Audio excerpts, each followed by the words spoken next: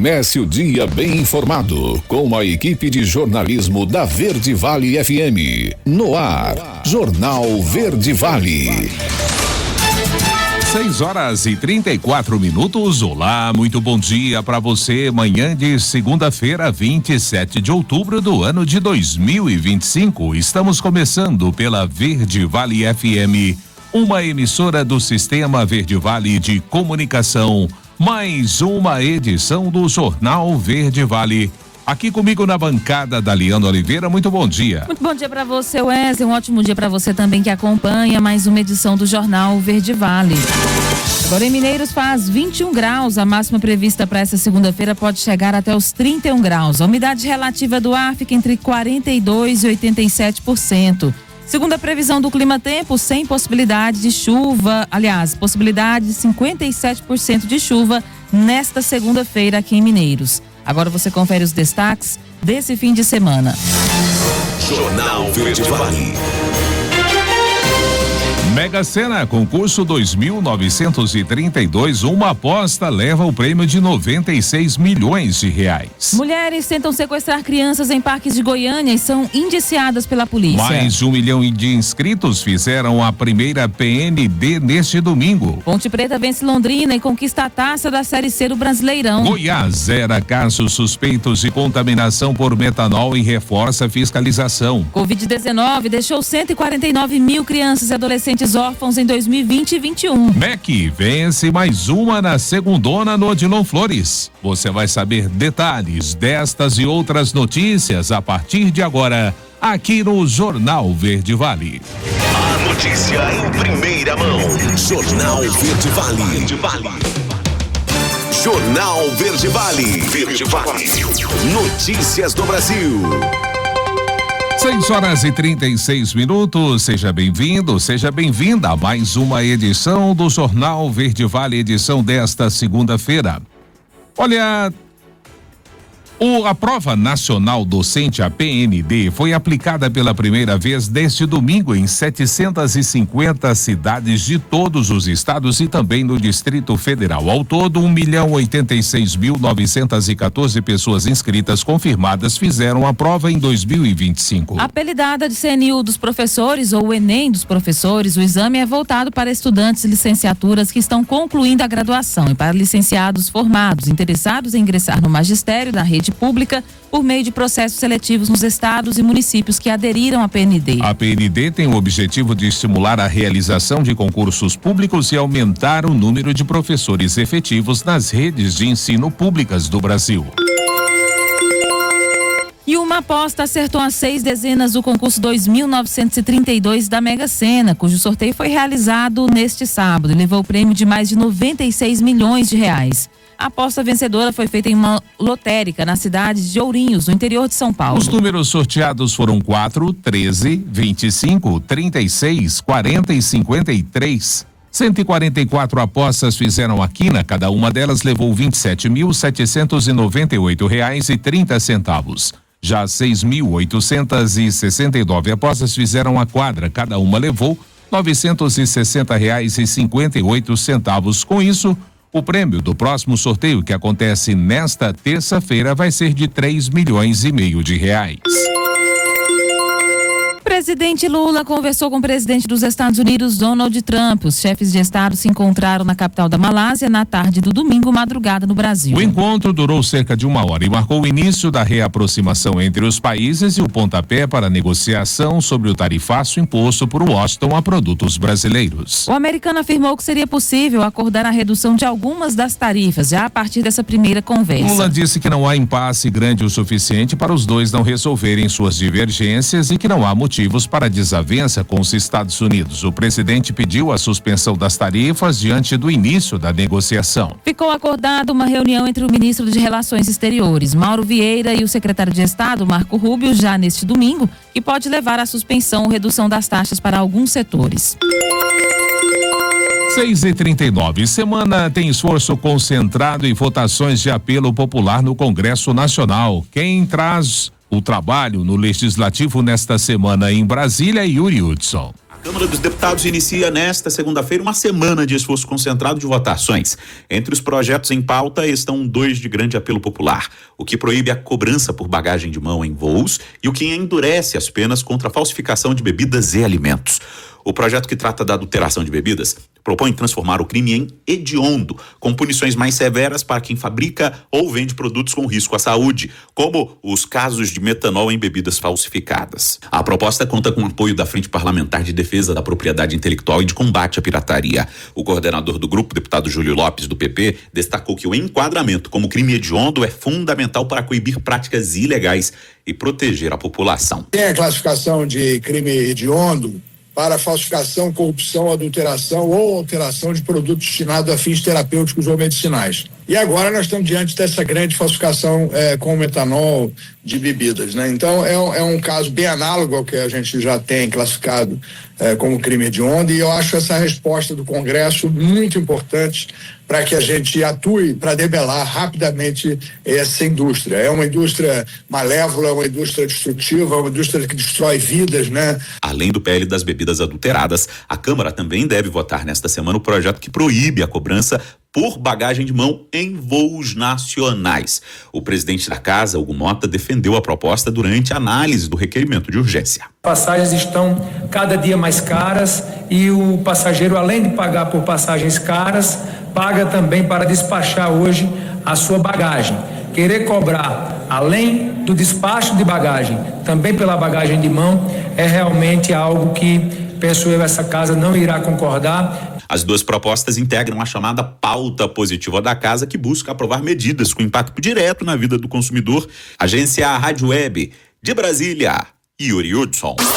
Jornal Verde Vale. Notícias de Goiás.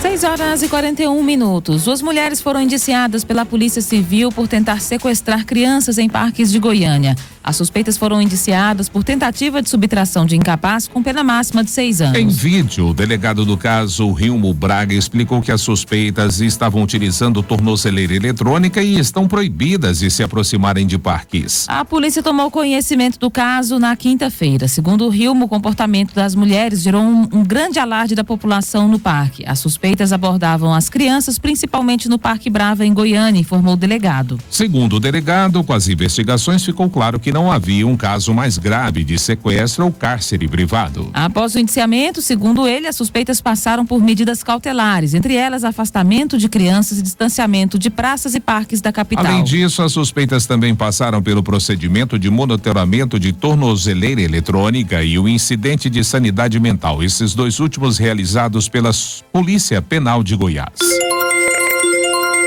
Uma operação integrada entre as polícias de Goiás e Mato Grosso terminou com a recuperação de 74 bovinos e 2 equinos furtados de uma propriedade rural de Canarana, Mato Grosso, além da prisão de um caminhoneiro suspeito de envolvimento no crime. A ação envolveu, aliás, a Polícia Civil e a Polícia Militar do Mato Grosso, além do Batalhão Rural da Polícia Militar de Goiás. Segundo o delegado Diogo Giovanni, responsável pelo caso, o caminhoneiro foi detido em território goiano durante a abordagem realizada pelo Batalhão Rural da Polícia Militar de Goiás. Após a prisão, ele foi encaminhado ao estado do Mato Grosso, onde as equipes continuaram as investigações que levaram à localização e recuperação do gado furtado. Durante a operação, além da recuperação dos animais, as equipes também apreenderam radiocomunicadores, munições calibre 22, anotações e um veículo que teria sido utilizado como batedor para o caminhão que transportava o gado furtado. As investigações agora seguem em andamento para identificar outros possíveis envolvidos no esquema de furto e transporte de animais entre os 2 estados. A Secretaria de Estado da Saúde confirmou que não há mais nenhum caso sob investigação de pacientes com suspeita de contaminação por metanol no estado. Das 11 notificações iniciais, 5 foram descartadas após exames laboratoriais e 6 foram excluídas por não se enquadrarem nos critérios para caso suspeito. Um dos casos que gerava preocupação era de um homem de 43 anos internado no Hospital de Urgências Governador Otávio Lage. No entanto, exames complementares comprovaram que a condição do paciente não estava relacionada à intoxicação por metanol. O desfecho das investigações em Goiás coincide com a divulgação de um novo balanço nacional. O Ministério da Saúde informou que o país soma agora 112 notificações de intoxicação por metanol após o consumo de bebidas alcoólicas adulteradas. Enquanto a área da saúde encerra as investigações, a Força-Tarefa de Fiscalização contra bebidas adulteradas segue em ritmo acelerado no estado. De acordo com o último balanço do governo goiano, até 14 de outubro, a operação já havia visitado 1.193 estabelecimentos, incluindo distribuidoras, restaurantes e bares em 21 cidades da região metropolitana e também do interior do estado. Corpos de bombeiros desenvolvem conjunto de normas técnicas para pontos de recargas de veículos elétricos. Quem vai trazer as informações é a Isabela Mendes. A informação foi divulgada recentemente pelo Corpo de Bombeiros Militar de Goiás e já está em vigor. O conjunto de normas técnicas desenvolvidas pela corporação a nível nacional impõe regras na instalação e manutenção de pontos de recarga para veículos elétricos. Essa norma técnica ela surgiu de um estudo que já vem ocorrendo há mais de 2 anos. Nós percebemos que a partir do ano de 2023 houve uma intensificação de veículos elétricos em todo o país e em Goiás foi da mesma forma. Então a Liga Bom, através de todos os comandantes gerais dos corpos de bombeiros, implementaram um comitê de estudos que realizaram visitas técnicas em outros países para poder entender essa nova tecnologia e também para poder entender as formas de prevenção e combate. Ao contrário do que possa parecer, não basta colocar um carro elétrico na tomada. Os pontos de carregamento precisam seguir regras específicas de instalação que protejam tanto o dono quanto o veículo. O tenente-coronel dos bombeiros explica de forma prática as principais regras normativas. O primeiro objetivo da norma foi dividir ela na classificação dos modos de carregamento, desde um modo mais simples, evoluindo até um modo de carregamento mais rápido, que é o modo tipo 4. Todas elas têm que ter proteção elétrica, sinalização de segurança desse sistema, aterramento, afastamento de pontos de risco, central de gás e, o mais importante, que é um responsável técnico habilitado. Ainda segundo ele, perigos a longo prazo também devem ser levados em conta, afinal, mexer com energia pode ser perigoso. A gente verifica que instalações, quando elas não são próprias, não têm as devidas certificações, das devidas proteções elétricas, elas podem oferecer risco ao cidadão, seja de sobrecarga, né, e de choques elétricos. Isabela Mendes, da Agência Brasil Central. Jornal Verde Vale. Esportes. 6h47. O brasileiro João Fonseca alcançou um grande feito neste domingo. Ele superou o espanhol Alejandro Dotovich Fokina para ficar com o título do ATP 500 da Basileia. O carioca venceu por 2-7-0, parciais de 6-3 e 6-4. Esse foi o primeiro título da ATP 500 de um brasileiro, desde que a nomenclatura foi instituída em 2009, aliás. Na atual temporada, João Fonseca conquistou os títulos do Challenger 125 de Canberra, do ATP 250 de Buenos Aires e também do Challenge 175 de Phoenix. Com essa vitória na Basileia, João Fonseca dará um salto de cerca de 20 posições no ranking da Associação de Tenistas Profissionais, a ATP. Atualmente 46º do mundo, o brasileiro deve alcançar no mínimo a 28ª colocação na próxima atualização. Se o ranqueamento for consolidado, João Fonseca estará acima de grandes nomes no top 10 histórico do Brasil e no quesito como Luiz Matar, Carlos Quimair, Jaime Onces e Flávio Sareta. E na tarde deste sábado, Ponte Preta e Londrina entraram em campo para a grande final da Série C do Campeonato Brasileiro. Melhor, durante os 90 minutos, a Macaca venceu por 2-0 com gols marcados por Toró e Elvis e foi campeã da 3ª divisão nacional. Os 2 gols da vitória foram marcados no segundo tempo. Aos 3 minutos, Toró recebeu na entrada da área e finalizou. O goleiro adversário falhou e a bola entrou aos 25 minutos. Elvis cobrou pênalti para a Ponte Preta e acabou convertendo. O jogo de ida terminou 0-0 e após o apito final, torcedores invadiram o gramado para comemorar o título da Série C do Brasileirão com os jogadores e toda a comissão técnica do Clube Campineiro. Esse é o primeiro título de expressão da história da Ponte Preta. Norris vence no México e Bortoleto é 10º. A matéria você confere com Iveson Gomes. O Norris viveu um domingo de paz em pleno caos. Enquanto o circuito Hermanos Rodrigues no México fervia em disputas, punições e acidentes, o britânico da McLaren passeou. A vitória no GP do México valeu a liderança do Mundial de Pilotos após 16 corridas à sombra do companheiro Oscar Piastri. Norris fez tudo para ser fácil e manteve a primeira colocação desde a primeira curva, abriu vantagem volta após volta e sequer foi ameaçado. Atrás dele, Leclerc se desdobrava para segurar Max Verstappen, que em menos de 20 voltas tirou 12 segundos do monegasco. Mas quando a disputa prometia esquentar, uma bandeira amarela esfriou os ânimos e definiu o pódio. Norris, Leclerc e Verstappen. O brasileiro Gabriel Bortoleto também teve motivos para sorrir. Discreto, mas eficiente, se manteve fora das confusões e cruzou a linha de chegada em 10º, voltando a pontuar após o GP da Itália. O próximo Grande Prêmio será em São Paulo, entre os dias 7 e 9 de novembro, no Autódromo de Interlagos. A Agência Rádio Web, produção e reportagem, Iveson Gomes.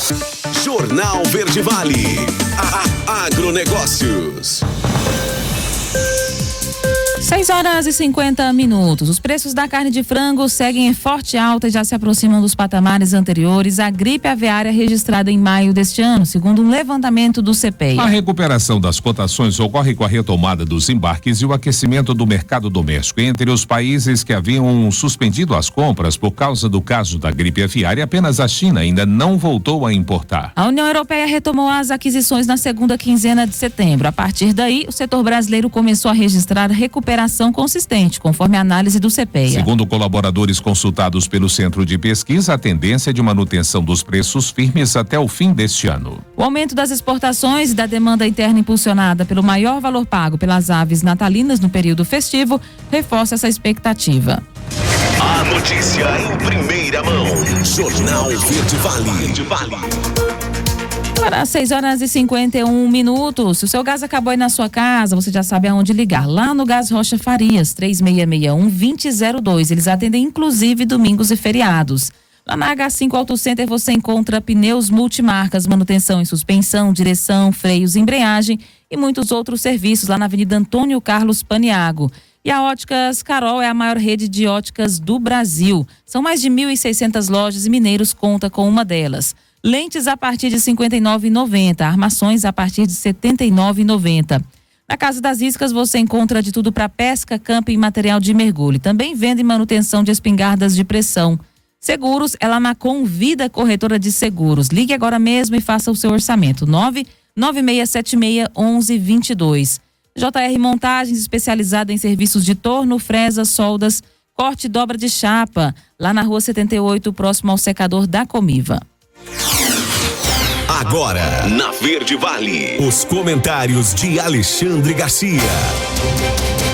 Bom dia. Imaginem só que vamos pagar mais um mês os exportadores para os Estados Unidos vão pagar mais um mês de tarifa. Tarifa atrapalhando os negócios. Tarifa que já reduziu as exportações em setembro de 25%, agora outubro, certamente vão cair ainda mais as exportações. E porque não resolveram nada. Agora, criou-se uma expectativa pela imprensa governista, olha, Lula vai resolver. Não resolve se ele começa a xingar Trump antes disso, nas vésperas de uma reunião. Uma reunião que nem estava marcada, foi uma reunião improvisada. Mas não resta dúvida que foi uma reunião mostrando que eles ainda estão conversando, né? E Lula, as equipes de Lula e de Trump vão conversar entre si, conversaram já depois da reunião de topo que teve a presença dos dois presidentes. Mas Trump deixou claro, na cara de Lula, que gosta muito de Bolsonaro e que sentiu muito o que fizeram com Bolsonaro, né? Essa é uma das exigências dos Estados Unidos, uma das razões dos 40% da tarifa de 50%. 10% é questão comercial, para reequilibrar as tarifas dos dois países. Agora, 40% é uma questão política, né? Houve lá, durante a reunião, a explicação de que o Supremo é totalmente independente, mas Lula defendeu as decisões do Supremo, dizendo que obedeceu o devido processo legal, o amplo direito de defesa, que havia claras provas de golpe de Estado. Certamente, o argumento americano é: o senhor jurou defender a Constituição e nunca defendeu em todos os desvios que fizeram. E, em segundo lugar, fica fácil. É só ele dizer para as lideranças na Câmara e no Senado: olha, aprovem, tem aí uma ideia de um juiz aposentado, o Everardo Ribeiro, que é só mudar um pouquinho um artigo do Código Penal, artigo 359, dizendo que para condenar alguém, para que exista crime de tentativa de golpe de Estado, tem que haver a presença de arma de fogo provada, ou de explosivo, ou de artefato bélico. Não havendo, não há crime. Se uma lei dessas, se uma ideia dessas for abraçada pelos legisladores e for aprovada, e é fácil a aprovação, porque não exige maioria absoluta, nem a maioria de mudar a Constituição, que é de 60%, fica fácil, porque a lei retroage em benefício do réu e simplesmente anula, porque não há mais crime, porque você não estava armado. Tinha só um batom na mão, pegou 17 anos, ou 14, a Débora. Porque ficou um exemplo do absurdo, do exagero, que teve por objetivo intimidar as pessoas que pretendam fazer manifestações políticas. Assim como aqueles bloqueios, aquelas multas, ao trancar a rede social, é para intimidar todo mundo, a despeito e a revelia do que está na Constituição, que é livre a expressão do pensamento, vedado o anonimato, que é proibida a censura, tudo isso. Mas, enfim, foi o que aconteceu ontem na capital da Malásia e nós vamos pagar mais um mês de outubro, os exportadores vão pagar uma tarifa pesada, porque o governo está fingindo que não pode resolver quando poderia. Do Rio de Janeiro, Alexandre Garcia. Você ouviu os comentários de Alexandre Garcia. Jornal Verde Vale. Verde Vale. Notícias do Brasil. Para 7h02, já de volta com o segundo bloco do Jornal Verde Vale.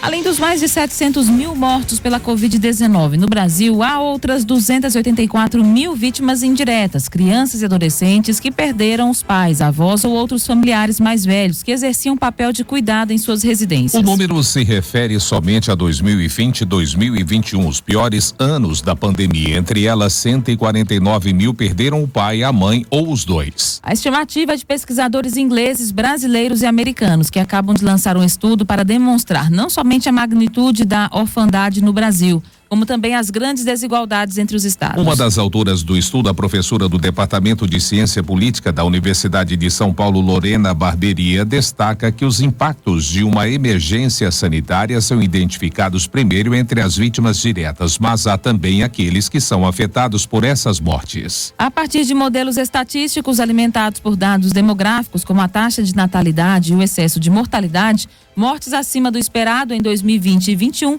a pesquisa chegou a algumas estimativas. Dentre elas, cerca de 1.300.000 crianças ou adolescentes de 0 a 17 anos perderam um ou ambos os pais, algum cuidador com quem elas viviam por razões diversas. Outra dessas, 284 mil se tornaram órfãos ou perderam esse cuidador por causa da Covid-19. Com relação apenas às mortes por Covid-19, 149 mil crianças e adolescentes se tornaram órfãos e 135 mil perderam outro familiar cuidador. Entre estados, as maiores taxas de orfandade são do Mato Grosso, Rondônia, Mato Grosso do Sul, enquanto as menores são do Rio Grande do Norte, Santa Catarina e Pará. Chega a 2,3 bilhões o valor ressarcido pelo governo federal às vítimas de descontos irregulares de mensalidades cobradas por associações, sindicatos, entidades de classe, organizadores de aposentados e pensionistas do INSS. De acordo com o balanço mais recente divulgado pelo Instituto, esses valores, corrigidos pela inflação, correspondem aos cerca de 3,37 mil pagamentos já emitidos. Os pagamentos estão agendados até o dia 27 de outubro. Em nota, o Instituto informou ter identificado nova irregularidade. Pelo menos 6 entidades usaram softwares para falsificar assinaturas ao responder às contestações dos aposentados e pensionistas. Muitas também enviaram gravações de áudio como resposta, o que não é aceito como prova, foi o que disse o INSS. Os 10 ministros do Supremo Tribunal Federal derrubaram na sexta-feira uma liminar concedida pelo ex-presidente da Corte, Luiz Roberto Barroso, que permitia que enfermeiros e técnicos de enfermagem pudessem auxiliar na realização de abortos nas hipóteses que já são previstas legalmente, quando há risco de vida à mãe, gestações oriundas de estupro e fetos anencéfalos. Barroso deixou seu voto no plenário virtual no dia 17, o seu último dia como ministro na corte. A decisão, no entanto, precisou ser referendada pelos pares para valer, o que acabou não acontecendo. Todos divergiram do relator e derrubaram seu voto. Esse caso, no entanto, não é o mesmo que discute a constitucionalidade do aborto até as primeiras 12 semanas de gestação, no qual Barroso, assim como Rosa Weber, deixou seu voto antes do início da sua aposentadoria.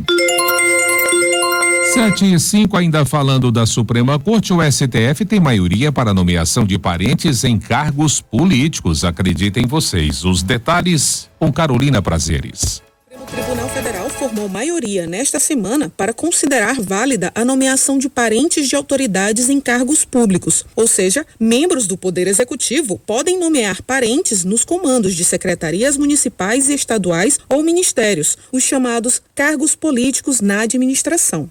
Hoje, o entendimento do STF é que nomear cônjuges, companheiros ou parentes até o 3º grau de autoridades para cargos de confiança ou funções em comissão na administração pública viola a Constituição. A discussão atual na Corte é mais específica e envolve apenas cargos de natureza política, como chefia de secretarias e ministérios. O cientista político e professor da Universidade Católica de Santos, Alcinto Gonçalves, diz que o critério de escolha deve ser a competência técnica e a qualificação. Também parece que essa questão não deve ser vista sob um certo moralismo que não leva a nada, né? Não é o fato de se nomear um parente que é diferente de nomear um amigo. O critério deve ser a competência técnica e a qualificação, embora eu reconheça que nem sempre isso seja muito fácil de ser determinado. Mas estão aí o Ministério Público, a própria Câmara Municipal, etc., que pode fazer uma fiscalização e denunciar casos em que isso não for atendido.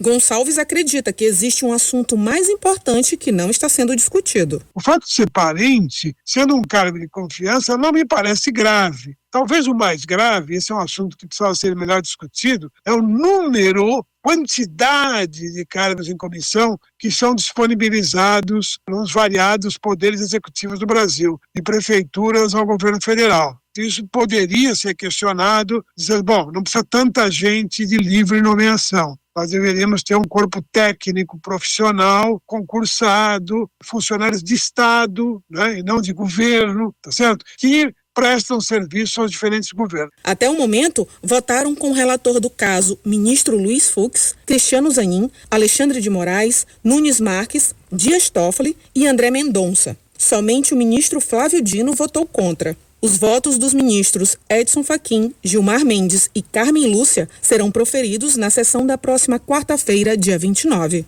Agência Rádio Web, produção e reportagem, Carolina Prazeres. Jornal Verde Vale. Notícias de Goiás.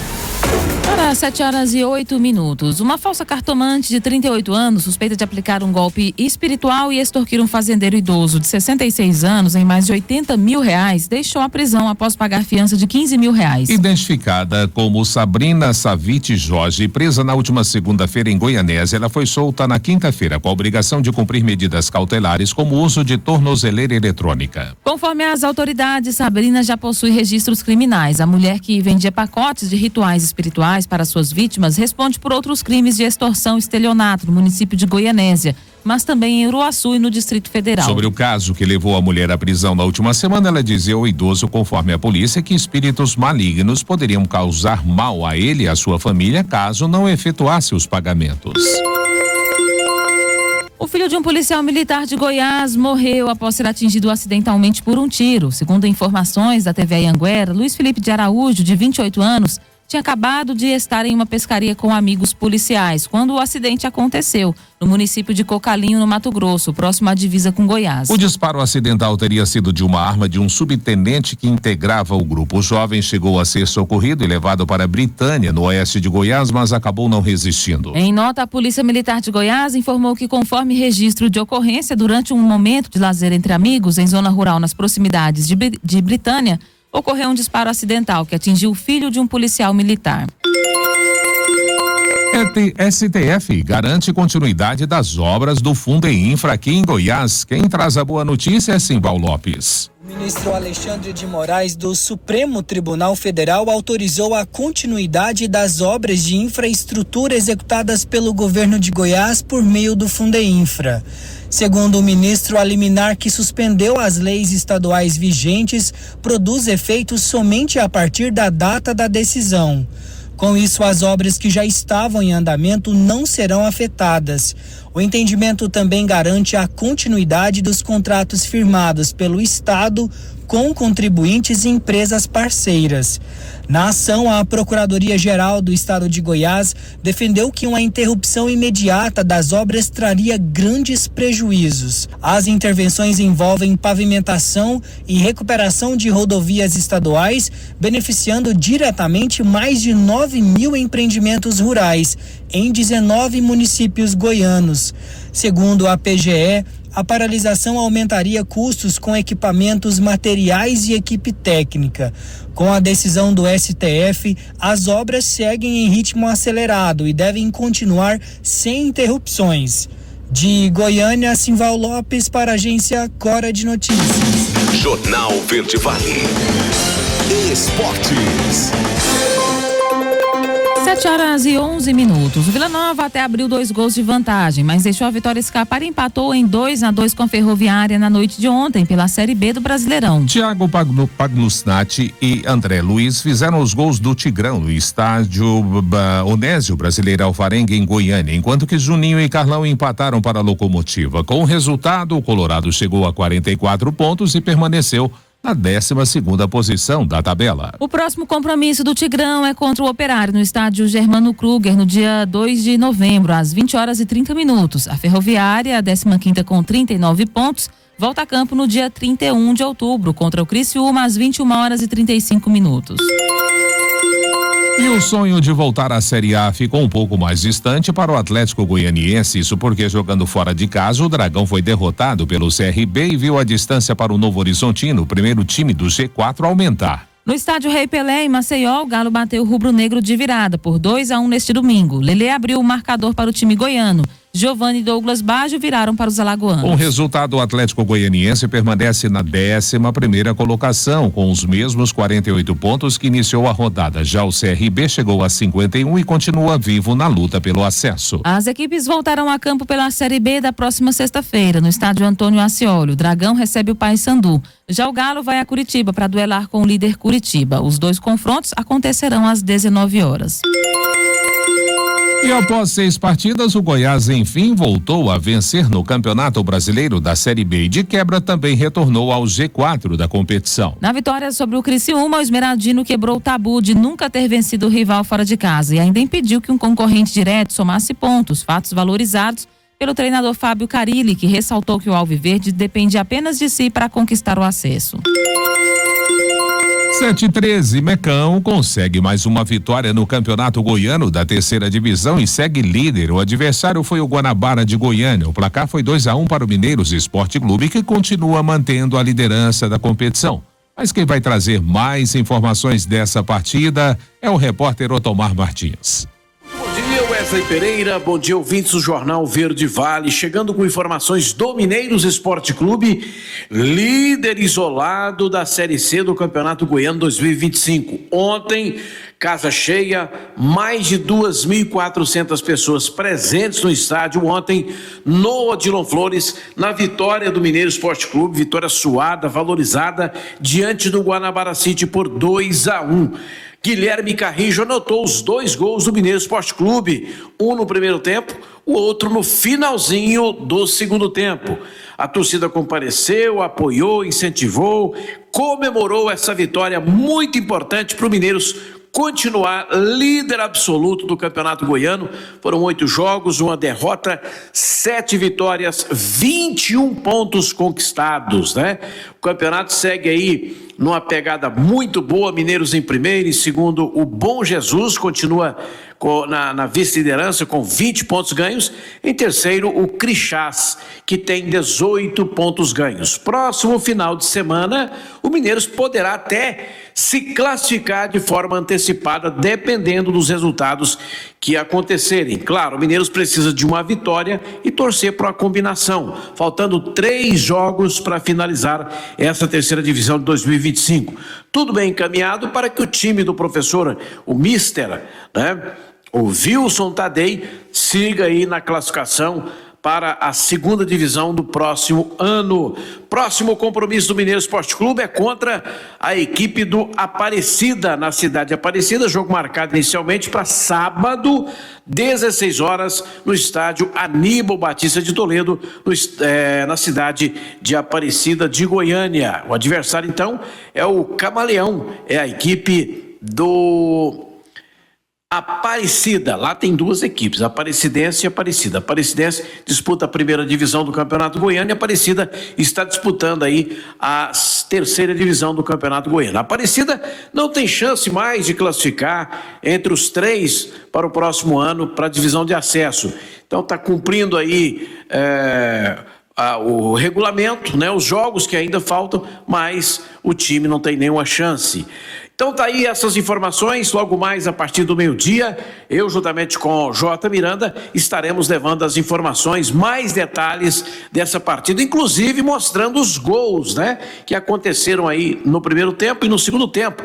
Guilherme Carrijo, um golaço no primeiro tempo e no finalzinho do segundo tempo, numa boa jogada de Wesley, Luiz Fernando, ela sobrou ali para Carrijo, que desviou, deu um toque sutil, tirando o goleiro Wallace do Guanabara da jogada. Então, a partir do meio-dia, aquele encontro marcado aí no Verde Vale Esporte, meu caro Wesley Pereira. Jornal Verde Vale, agronegócios. 7h16. Após encerrar a primeira quinzena de outubro com estabilidade, os preços dos ovos voltaram a cair nas principais praças acompanhadas pelo CPEA. As retrações já chegam a 11% nesta segunda metade do mês. De acordo com o Centro de Pesquisas, o movimento de baixa está diretamente ligado ao menor ritmo de venda da proteína. Com a demanda enfraquecida, atacadistas e varejistas intensificaram a pressão por descontos nas negociações. Diante desse cenário, produtores reduziram os preços para evitar o aumento dos estoques nas granjas. E os preços do boi gordo e da carne continuam firmes em todas as regiões, acompanhadas pelo CPEA. As escalas de abate estão mais curtas do que na semana passada, o que leva frigoríficos a elevar as ofertas quando precisam intensificar as compras. Depois disso, eles mantêm as cotações estáveis e administram novas altas conforme a necessidade de reposição. Em São Paulo, o levantamento do CPEA aponta que os negócios ocorrem em geral entre R$310 e R$315 por arroba. Mesmo assim, pecuaristas insistem em valores acima dos R$320. Jornal Verde Vale. Verde Vale. Notícias do Brasil. A questão discursiva da prova nacional docente aplicada neste domingo abordou o idadismo como desafio social e educacional no Brasil. O idadismo, também conhecido como etarismo, é um termo que define o preconceito, estereótipo ou discriminação contra indivíduos ou grupos com base na sua idade. O Instituto Nacional de Estudos e Pesquisas Educacionais, Anísio Teixeira, informou que o enunciado da questão destaca o conceito do idadismo, a importância de combater estereótipos e práticas discriminatórias baseadas na idade e de promover a integração entre diferentes gerações no ambiente escolar. O texto foi extraído do Relatório Mundial sobre Idadismo de 2023, produzido pela Organização Pan-Americana de Saúde, a OPAS. O texto, a ser elaborado pelo candidato, deveria abordar os efeitos das diferenças entre gerações no contexto escolar. Cai o número de crianças e adolescentes que têm celular aqui no Brasil. Quem vai trazer os detalhes é a Milena Abreu. Caiu a proporção de crianças brasileiras com menos de 12 anos que têm celular. É o que mostra a pesquisa TIC Kids Online Brasil, que analisa o comportamento digital de crianças e adolescentes do nosso país.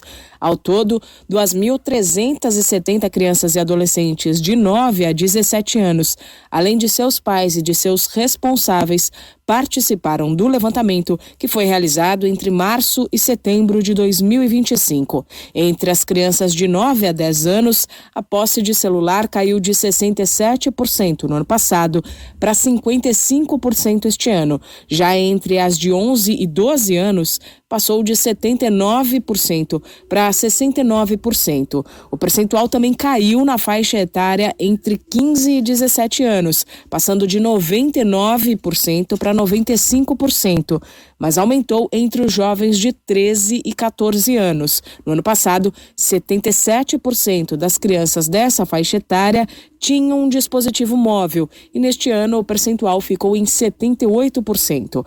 Os pesquisadores avaliam que o recuo, de modo geral, pode estar ligado ao aumento das discussões sobre o uso de tecnologia por crianças e também à proibição de celulares nas escolas, que foi sancionada em janeiro. Por falar nisso, a pesquisa mostra que o uso da internet dentro das escolas também diminuiu. Passou de 51% em 2024 para 37% em 2025, o menor índice desde 2020.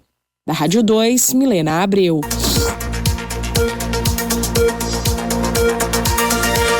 Agora, 7h20, a gente vai para o último intervalo aqui do Jornal Verde Vale. Na volta, destaque para as notícias locais aqui de Mineiros e região nesse fim de semana. Se você está pensando em fazer um seguro para o seu veículo, ligue lá na Convida Corretora de Seguros, 996761122 e faça o seu orçamento.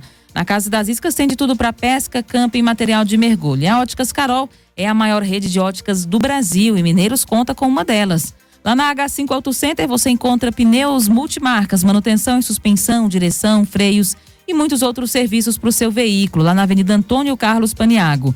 Se o seu gás acabou aí na sua casa, ligue no Gás Rocha Farias, 3661-2002. Eles atendem inclusive domingos e feriados. 7h21, último intervalo do Jornal Verde Vale desta segunda-feira, início de semana. Já está liberado para você o nosso WhatsApp para você participar do nosso quadro A Voz do Cidadão. 996236881. 996236881. Já está liberado para você participar ativamente conosco aqui do nosso quadro A Voz do Cidadão. E claro, também espaço para as nossas notícias locais, Polícia Militar, Corpo de Bombeiros. Já, após o intervalo. Jornal Verde Vale. Jornal Verde Vale. Verde Vale. Notícias do Brasil. 7h31, já de volta com o último bloco de notícias aqui do Jornal Verde Vale deste 27 de outubro, segunda-feira, início de semana.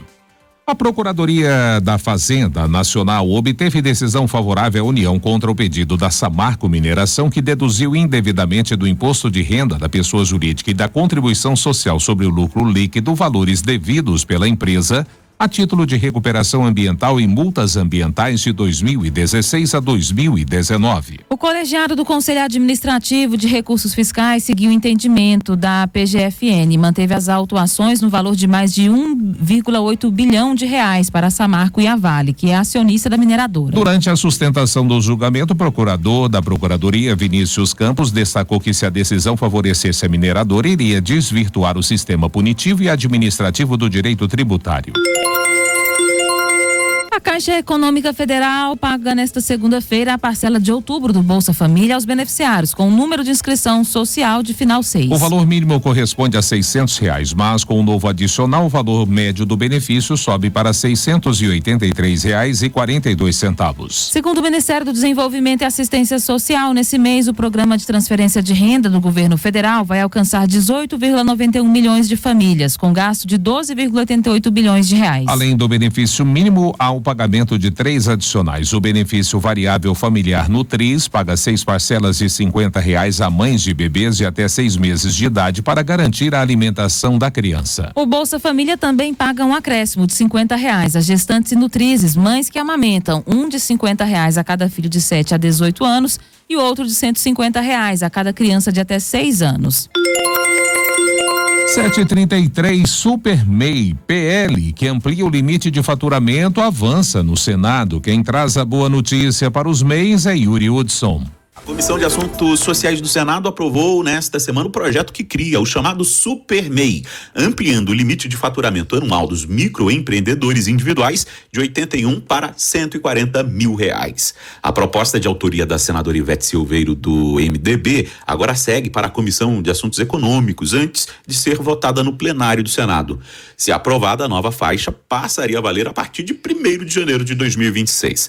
O relator do projeto, o senador veneziano Vital do Rego, do MDB, afirmou que a medida corrige uma defasagem de mais de 6 anos e dá fôlego para quem mantém pequenos negócios. O propósito principal do projeto fica estabelecido, que é exatamente de ampliarmos para os 140 mil reais, tendo em vista há pelo menos 6, 7 anos que não há atualização em relação a esses valores. O texto também cria uma faixa intermediária de contribuição para quem fatura entre 81 e 140 mil reais, com a alíquota de 8% sobre o salário mínimo mensal.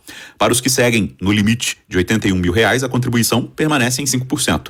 O valor é pago via documento de arrecadação simplificada, que inclui tributos federais, municipais e estaduais, garantindo acesso a benefícios como aposentadoria e auxílio-doença. O relator explica que o projeto foi ajustado após diálogo com a Receita Federal, retirando trechos que poderiam gerar impacto previdenciário. Mesmo com os ajustes, Veneziano destacou que a mudança deve ter impacto positivo na economia e estimular a formalização de milhares de brasileiros. O projeto não compromete diretamente as receitas da União, uma vez que o MEI é regime simplificado que já possui carga tributária reduzida. A ampliação dos limites propostos pela autora, inclusive, favorece a formalização de atividades econômicas com impacto positivo na arrecadação a médio prazo. Hoje o Brasil tem cerca de 15 milhões de microempreendedores individuais. Agência Rádio Web de Brasília, Yuri Hudson. Jornal Verde Vale. Notícias de Goiás. 7h35. O governador de Goiás, Ronaldo Caiado, escolheu o advogado Augusto Ventura, presidente da Associação Mantenedora da Univangélica, para ocupar a vaga de desembargador do Tribunal de Justiça do Estado de Goiás. A nomeação oficial deve ser anunciada nesta segunda-feira. Natural de Anápolis, Augusto Ventura já havia figurado entre outras listas da advocacia enviadas ao governador desde 2018. Embora o gestor ainda não tenha comunicado publicamente a decisão, nos bastidores já circula a informação de que Caiado teria informado a alta cúpula do TJ goiano a sua escolha. O advogado foi selecionado a partir de uma lista tríplice encaminhada pela advocacia, que também incluía os nomes de Luciano Hanna e Ricardo Baiocchi. Ele irá substituir no TJ o desembargador Nicomedes Borges, que antecipou a sua aposentadoria. Um grupo de donos de distribuidoras de bebidas de Goiânia criou uma associação que vai lutar contra a lei que proibiu o funcionamento desses estabelecimentos comerciais após as 23h59, válida desde o dia 30 de julho desse ano. A Associação das Distribuidoras e Empórios de Bebidas do Estado de Goiás deu seus primeiros passos em reunião que aconteceu no dia 8 de outubro, do qual participaram 1.600 pessoas. A aprovação do manifesto e a posse se deram no dia 20 de outubro. Franciele Gomes, secretária-geral da associação, afirma que a lei marginalizou as distribuidoras, na medida em que as culpou por crimes ocorridos na capital. Embora a iniciativa de se criar uma associação seja recente, a articulação desses empresários no meio político já avançou. Um dos vereadores com quem Franciele, a presidente da associação, Adriele Ferreira, conversam com mais frequência foi ao gabinete do prefeito Sandro Mabel pedir mudanças na lei. O governo de Goiás facilita a comunicação com beneficiários de medicamento de alto custo através de mensagens pelo WhatsApp. Quem vai trazer os detalhes da novidade é Pedro Henrique Rabelo. O governo de Goiás, por meio da Secretaria de Estado da Saúde, criou um sistema inovador para notificação dos beneficiários do Juarez Barbosa. Agora, mensagens automáticas já são enviadas via WhatsApp. Essa comunicação via WhatsApp é para facilitar o acesso do paciente quanto às informações do processo dele. A cada andamento do processo, ele vai receber a atualização via WhatsApp. Então, se teve na sua abertura, quando o paciente solicita a abertura, teve algum problema, há uma necessidade de alguma informação adicional, nós vamos encaminhar uma mensagem padrão para ele consultar o site e ali ele verificar o andamento do processo dele. O irmão da dona Antônia é um dos 135 mil beneficiados pelo Centro Estadual de Medicação de Alto Custo em Goiás. E agora o serviço vai ficar mais ágil. O meu irmão já tem muitos anos que vinha com problema de muita alergia, e aí ele foi numa médica muito boa aqui em Goiânia e ela descobriu que ele tinha psoríase. E desde então ela arrumou toda a documentação, eu trouxe aqui para o Juarez Barbosa. Então, eu estou pegando a medicação aqui já tem uns 4 anos. Antes, quando um paciente precisava saber alguma informação ou atualização do seu processo, ele tinha que entrar em contato aqui com o Juarez Barbosa ou então entrar no site correto. Agora não. Quando ele precisar de alguma atualização, ela vai chegar automaticamente, com muita facilidade, na palma da mão pelo WhatsApp. Mas é fundamental as pessoas se atentarem a algumas informações para evitar cair em algum golpe. É uma mensagem padrão pelo número 62-3201-3797, o qual a secretaria vai informar sobre a necessidade dele entrar no site e verificar no Portal Expresso, verificar como está o processo dele. Não precisa responder a mensagem. Por quê? Porque é uma mensagem automática. Todos os pacientes podem ter acesso à sua situação pelo Portal Expresso do Governo de Goiás. Todos os beneficiários do serviço serão contemplados por essa novidade, que já caiu bem na opinião da Antônia Aparecida. A gente tem um tempo muito curto, né? Faz as coisas assim, tudo em cima da hora. Então, às vezes, não dá nem tempo de pegar o telefone e ligar. Mas chegando essa informação no meu WhatsApp vai ser maravilhoso. Pedro Henrique Rabelo, da Agência Brasil Central. Jornal Verde Vale. Esportes. 7h40. O Grêmio venceu o Juventude por 3-1 na tarde deste domingo na Arena e se recuperou da goleada sofrida na rodada anterior para o Bahia. O centroavante Carlos Vinícius marcou os 3 gols gremistas, enquanto Igor Formiga descontou para o Ju. O tricolor dominou a partida e construiu a vitória ao natural para um público de 32 mil pessoas. Com a vitória, o Grêmio chegou a 39 pontos, ficou na 11ª colocação. Já o Juventude caiu para a 19ª colocação com 26 pontos. Palmeiras e Cruzeiro não saíram do 0-0 na noite de ontem no Allianz Parque. A briga pelo título segue aberta no Campeonato Brasileiro. Como esperado, o jogo entre o líder e o terceiro colocado foi muito equilibrado e truncado. O Cruzeiro dominou as ações da partida durante o primeiro tempo, enquanto que o Palmeiras apostou em transições em velocidade, além de bolas longas. Na segunda etapa, o Palmeiras equilibrou as ações e, principalmente após a expulsão de Fabrício Bruno, tentou o abafa, mas sem sucesso. Com o empate, o Palmeiras abriu uma vantagem ainda que pequena na liderança do Brasileirão. Chegou aos 62 pontos, 1 a mais que o Flamengo e 5 à frente do rival da noite de ontem, terceiro colocado, o Cruzeiro. O time agora muda completamente o foco para a Conmebol Libertadores, em busca de uma remontada histórica para reverter o 3-0 sofrido em Quito contra a LDU.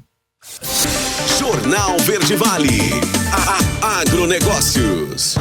O último trimestre de 2025 apresenta risco crescente de formação do fenômeno Laninha, segundo o relatório trimestral de perspectivas para commodities da StoneX. Carolina Jaramillo Giraldo, analista de inteligência de mercado da StoneX, alerta que o fenômeno pode alterar padrões climáticos globais e impactar a produção agrícola. As anomalias de temperatura no Pacífico indicam resfriamento nas áreas centrais e leste, acompanhado do aquecimento no Pacífico Oeste, configuração típica do Laninha. O fenômeno tende a reduzir chuvas no sul da Europa, Ásia Central, leste da África, norte do México, sul do Brasil, Uruguai, sudoeste da Argentina e sul do Chile. Em contrapartida, regiões como a Índia, norte da Ásia, América Central, Canadá, norte dos Estados Unidos e oeste da Colômbia devem registrar precipitações acima da média. No sudeste do Brasil e na Bolívia, os efeitos são mais fracos, enquanto o restante da América tende a apresentar condições próximas à normalidade.